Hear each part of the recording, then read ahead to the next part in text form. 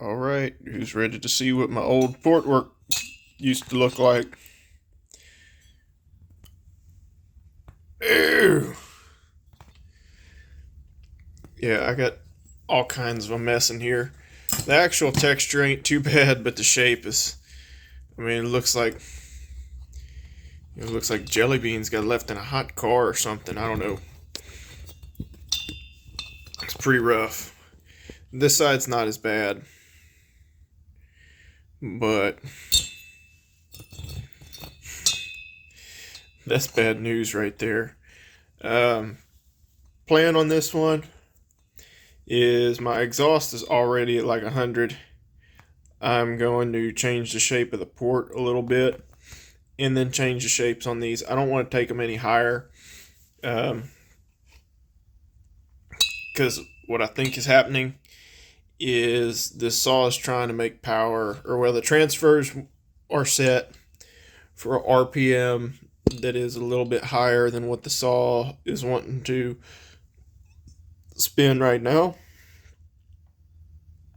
which that sounds stupid when you say it out loud, but I think I've shortened up the power band is what I've done. So I'm going to try it, raise the exhaust, hopefully to stretch that out a little bit. It'll probably drop my peak power, but it might give it a broader band. So I'm just going to throw some long duration race numbers in here and see what I can get. Probably not going to clean them up much more than that. I'm going to put chamfer back in. Yeah, you can see that one's a little cattywampus. But here's where my main focus is. You can see on the right side how it's more squared off, and on the left side it's round. That's like a I'm raising the corners of the port, and you can see where I have ground on it compared to where I haven't. I'm raising the corners of the port and squaring the port off more. So hopefully try and get a little more exhaust out of there quicker. Here's my other ports. I made them huge, which typically I don't do that. But this is one where my exhaust duration, my transfer duration were too high for this cylinder to begin with. So, let's go big or go home. If nothing else, then I know what happens, and I've chewed on the intake a little bit too. So here, maybe you can see what's going on the exhaust port. I'm shaping it differently. Yeah. Okay, I think I made everything about as nice as I want to, because in reality, I don't think this is going to run anywhere near one that I built the other day, or have the torque that I like, because the exhaust roof is so high. But we're going to spin it and do like a kind of racy build. So I figured I'd take you through everything wrong with this cylinder and everything wrong with the saw, because this is the first cylinder I ported. And this is just a revisit coming back to it. That's why I went so high on the exhaust, because let's give it a Viking funeral if it's gonna go out. That's a little more satisfactory than just pulling this off and chunking it in the trash. What we got there, the bridge between those ports, I got way too thin. I blew through the backside of the secondary, or I'd call that blowing through the backside of the secondary. Yeah, I got the floor of that exhaust port cattywampus, which the cylinder's upside down, so the floor is the top part, and the roof is the bottom. We're topsy-turvy here. And then I had the backside all jacked up, so I went ahead and opened it as big as I could. That thing's already massive. They're staggered a little bit.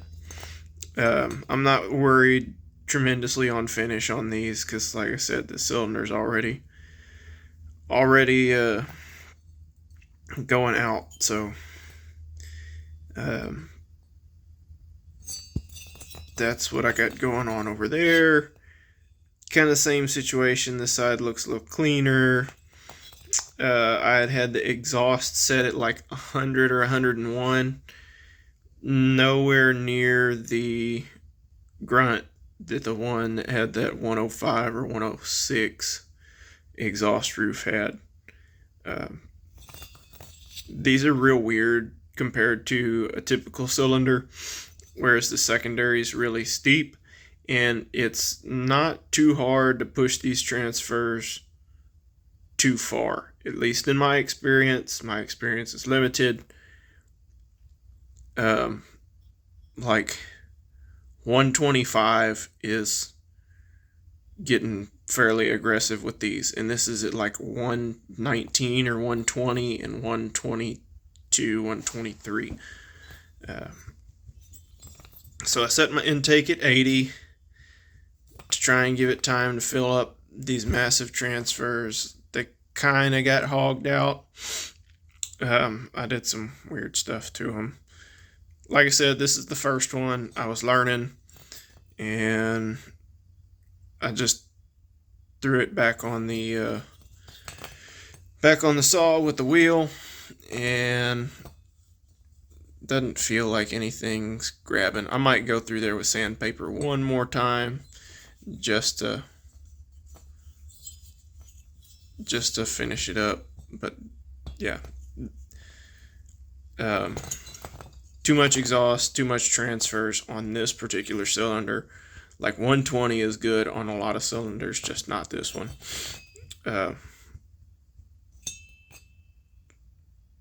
Exhaust too high, made these too big. I just taper the outside of the port in now. And then my intake, I really didn't push my intake at all prior to this, so I was fine there. Now let me grab the saw. So all the fins on the flywheel that I could have broken, and I've never broken a fin on a customer's flywheel. I deal with two-stroke equipment on a daily basis and have for probably the past 3 or 4 years. Never broken a fin on a customer's flywheel. First time I went to try and do something with this one, I don't remember exactly what I did, but I snapped one of the two most important fins off of this flywheel. It's the one that keeps this from the starter pawl from over traveling, and because of that, I put my recoil starter on wrong. And I showed this to y'all the other day if y'all watched the posts.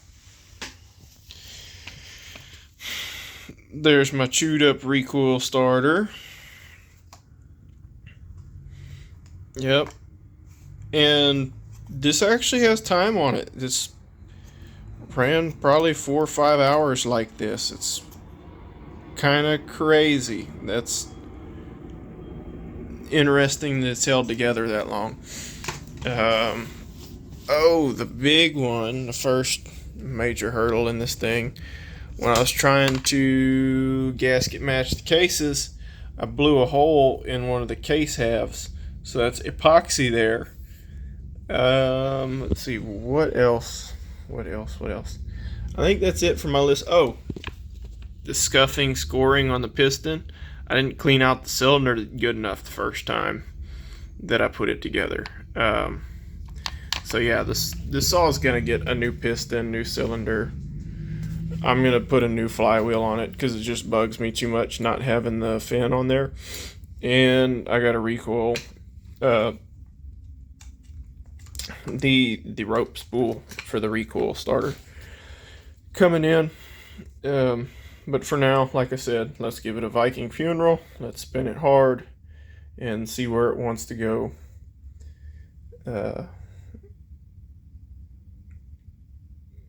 Let's see, what else? Is there any other? Oh, I think this is the third or fourth time I've been in this cylinder. First time I tried with straight bits and I just couldn't get it down. It was not right. Second time I had this big Chungus Chinese tool, and that collet will get jammed up in ports. This head's kind of big and bulky, and you can trim them down. But my ports were better, but I still had like a major taper to the roof of my transfers. They need to be pretty much flat, at least your primaries. This one, the secondaries have a major taper, but I had both of them tapered. And then the third time, I think, would have been probably after I started getting tips from Cajun. And then I got this contra angle tool. Really love this thing. I'll tear up the heads, but the heads are super cheap to get. But you have this itty bitty burr that you can really do precision work with, and that's pretty much unmatched for precision stuff. I think there's a CC Specialties tool, but it's like 3 times the price of that one. So yeah, you're gonna tear stuff up getting into it. Like I said, this is the first one I did. You know, it's mine, so I don't have an issue tearing my stuff up on occasion. I try to keep things nice, but every now and then I get to catch a wild hair and want to see something let go. So I'll button this back together. We'll try and do a test fire in the garage here shortly. All right, gonna fire it up, tune it, and get some piss revs in.